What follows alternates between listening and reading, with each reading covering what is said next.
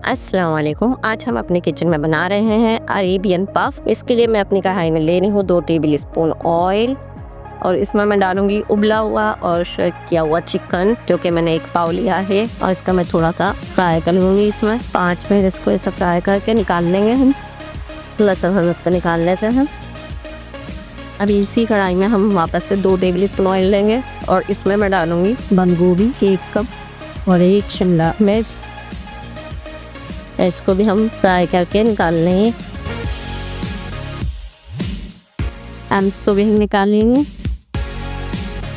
ये मैंने चिकन और बंद गोभी शिमला मिर्च को एक बाउल में निकाल लिया है और इसे मिक्स कर लिया है। अब डालूंगी नमक हस्बे जायका, काली मिर्च पाउडर 1/2 टीस्पून, सफ़ेद मिर्च पाउडर 1/2 टीस्पून, कुटी हुई लाल मिर्च 1/2 teaspoon, ketchup 3 table spoon, mayonnaise 1/4 cup.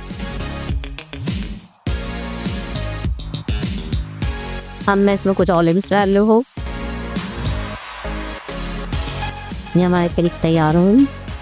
हम ये स्लेरी बना रहे हैं इनको अरेबियन पफ को इस पर कोट करने के लिए। ये मैंने 1 कप मैदा लिया है। इसमें नमक डालूंगी हस्बे जायका, काली मिर्च डालूंगी 1/2 टीस्पून और अब इसको हम पानी से भून लेंगे। ठीक है कि हमारी स्लेरी बन गई है।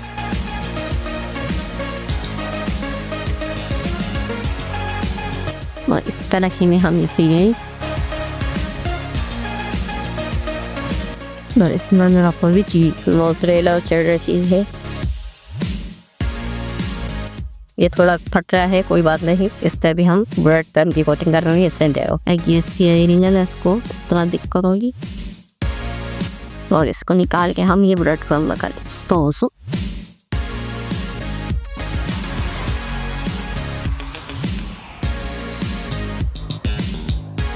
ऐसे ताज़ा मसाला मिला के थे खराब कर खा के। और इसमें मेरा कोई चीज मोज़रेला और चेडर चीज़ है।